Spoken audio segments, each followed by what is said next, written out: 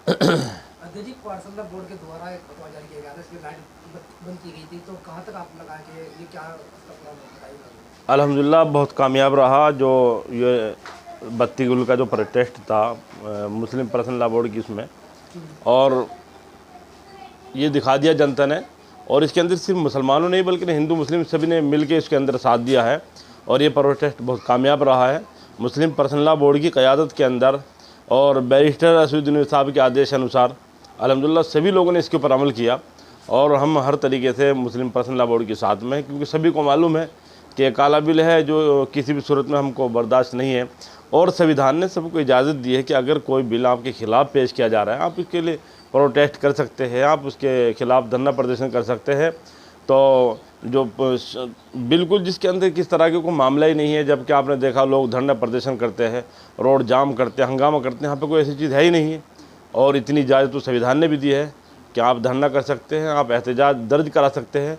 तो हमने इसकी मुखालफत के अंदर सभी लोगों ने मिलजुल कर एहतजाज किया, मुखालफत की कि हम जो काला बिल है हम इसकी मुखालफत करते हैं। तो बत्ती गुल का जो ये प्रोटेस्ट माशाल्लाह बहुत कामयाब रहा। संसद में तो इसका बिल पास कर देगा, लेकिन सुप्रीम कोर्ट में चुनौती के बाद उसमें जो है सरकार को फटकार लगाई गई थी। जी जी, तो क्या लगता है आपको, क्या जो ये बिल लाया जा रहा है तो ये कहाँ तक सक्सेस हो पाएगा, ये वापस होगा? अब देखते हैं क्या होता है। उधर कानूनी लड़ाई भी बैरिस्टर साहब लड़ रहे हैं, जमीयत उलमा हिंद भी लड़ रही है, और जो दूसरा हमें संविधान ने जो राइट्स दिया है सड़क से लेकर संसद तक जो लड़ाई इसकी है अल्हम्दुलिल्लाह हम उसको बखूबी लड़ रहे हैं। वो लड़ाई लड़ेंगे, अब देखते हैं फैसला क्या आता है। पहलगाम में बड़ी घटना हुई जी, इसमें काफ़ी बड़ा एक दुख की घटना है, इसमें बैरिस्टर साहब को जो है बुलाया गया था, तो क्या था इसमें, किस तरह से? देखिए पहलगाम के अंदर जो घटना हुई है, सबसे पहले मुजफ्फरनगर के अंदर अल्हम्दुलिल्लाह हमने कैंडल मार्च निकाला है और उसकी हमने पुरजोर मजम्मत की है। और लोग इसको हिंदू मुस्लिम से देख रहे हैं, जिसको हम हिंदू मुस्लिम से देखते हैं ना, हम इसको बात करते इस तरह की। हम ये कहते हैं वहाँ पे मरने वाले हमारे भाई है, हमारे हिंदुस्तानी भाई है, हमारे मुल्क के रहने वाले हैं।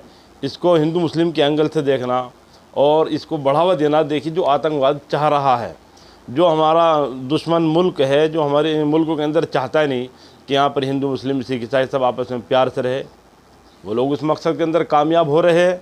लेकिन हमारे मुल्क के अंदर चंद नफ़रती चिंटू, चंद नफ़रती पत्रकार जिन्होंने हमारे देश के अंदर नफ़रत फैला रखी है और जहर घोल दिया है, नस्लों के अंदर जहर भर दिया है, उससे इतना नुकसान पहुंच रहा है आप सोच नहीं सकते। इस राजनीतिक तशद्दुद द्वारा लगातार एक समुदाय पर हमला करना क्या है? आप देख लीजिए, एक तरफ वहाँ की जो कश्मीरी लोकल्स है उन बेचारों ने किस तरीके से वहाँ पे लोग खिदमत की, देखभाल की है, उनके लिए अपने मकानात खोल दिए, अपने दस्तरखान खोल दिए। हमने देखा लोग दस्तरखान पर बैठ के खाना खा रहे हैं, उन्होंने अपनी गाड़ी, अपने होटल सब फ्री कर दिए।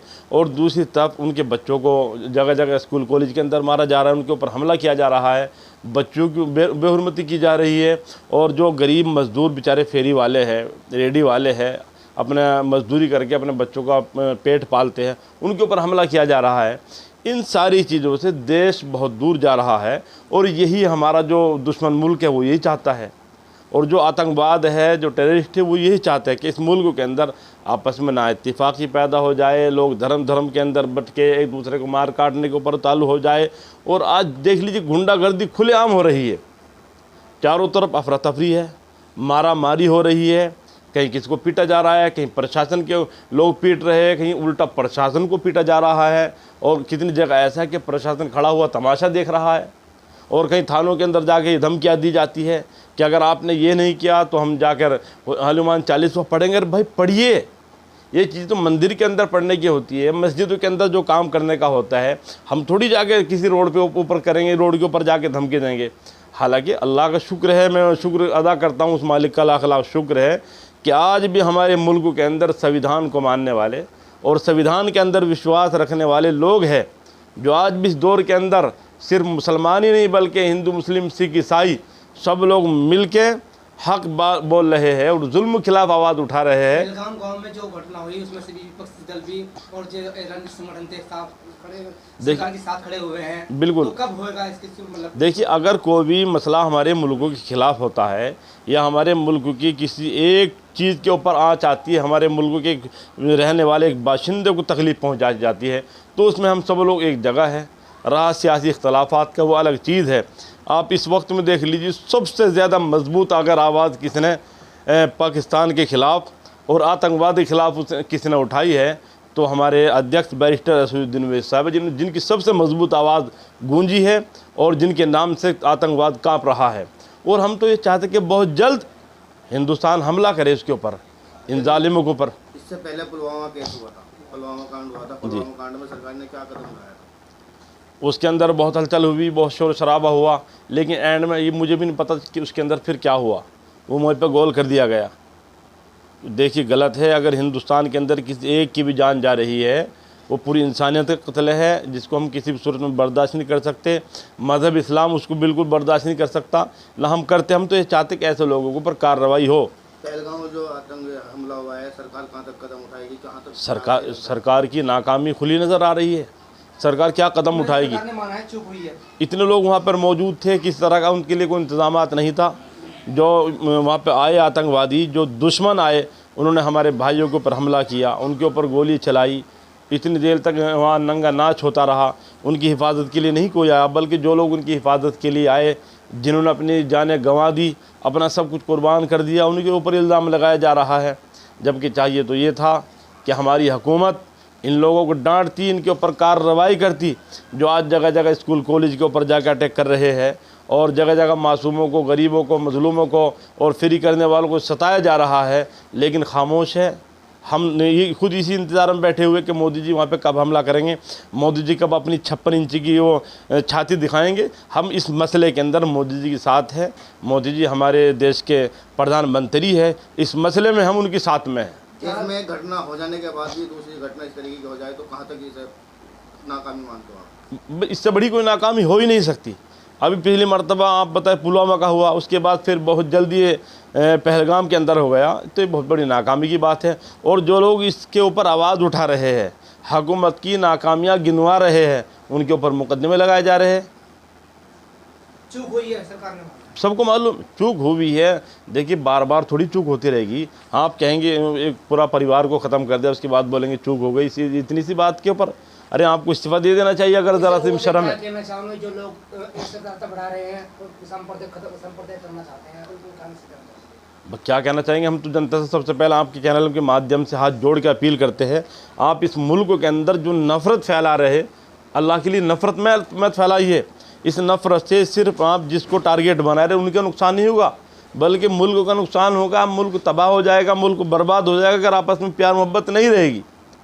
जब नफ़रतें बढ़ती है उससे सिर्फ एक ही घर नहीं चलता, बहुत से घर जद के अंदर आते हैं।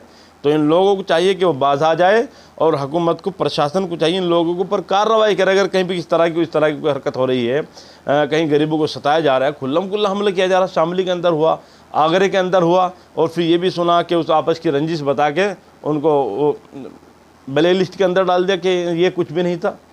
जबकि होना ये चाहिए, अगर इस तरह की गलती कर रहा है उसके ऊपर सख्त से सख्त कार्रवाई की जाए, ऐसे लोग जेल के अंदर डाला जाए। तो पहलगाम के माध्यम से मैं यही कहना चाहूँगा कि उन मुजरिमों को आवाम के हवाले किया जाए। जिस तरीके से हमारे मासूमों की वहाँ पे जान गई है, उसी तरीके से हम उन लोगों को तड़पा के मारे और मोदी जी इसके अंदर पहल करने की कोशिश करें। और जो लोग आजकल आपस में मारा मारी कर रहे हैं, कभी शामली, कभी आगरा, कभी जी मैं उसी के ऊपर कहना चाह रहा हूँ। जो ये लोग काम कर रहे हैं, अगर ये मर्द हैं और अपनी बहादुरी दिखाना चाहते हैं, हमारे साथ चले, सरहद के पार चले, बॉर्डर के ऊपर खड़े होकर वहाँ पर लड़ाई लड़े दुश्मन मुल्क से। ये यहाँ पर लड़ रहे हैं, अपने मुल्कों के रहने वालों को मार रहे, तो इनसे बड़ा बदबख्त, इनसे बड़ा जलील कौन होगा जो अपने मुल्कों के रहने वालों को मार रहा है। तो ये इंतहाई गलत हो रहा है। इससे मुल्क कमज़ोर होगा। आपस की नाइत्तेफाकी से कोई चीज़ कामयाब नहीं होती। वो घर हो, कोई ख़ानदान हो, शहर हो, गांव हो और फैक्ट्री हो, तबाह हो जाती है। MIM पार्टी के जिला अध्यक्ष के नाते देश के नागरिकों से क्या अपील करना चाहूँगा? मैं देश के नागरिकों से सबसे ये अपील करना चाहूँगा, खुदा के लिए आपस में प्यार मोहब्बत से रहिए। प्यार मोहब्बत के अंदर जो मज़ा है वो किसी और चीज़ के अंदर मज़ा नहीं है। नफ़रत से सब कुछ ख़त्म हो जाता है, नफ़रत जला देती है, ख़त्म कर देती है। लेकिन प्यार मोहब्बत वो चीज़ है जो बहुत देर तक कायम रहता है। आप थोड़े से पीछे चले जाए, किस तरीके से हिंदू, मुस्लिम, सिख, ईसाई सब आपस में एक जगह रहते थे, प्यार मोहब्बत से एक जगह बैठते थे, और इस देश में रहने वाला हर कोई आदमी भाई भाई है। तो इसलिए इस मुल्क को प्यार मोहब्बत से चलाइए, मुल्क प्यार मोहब्बत से ही चलेगा।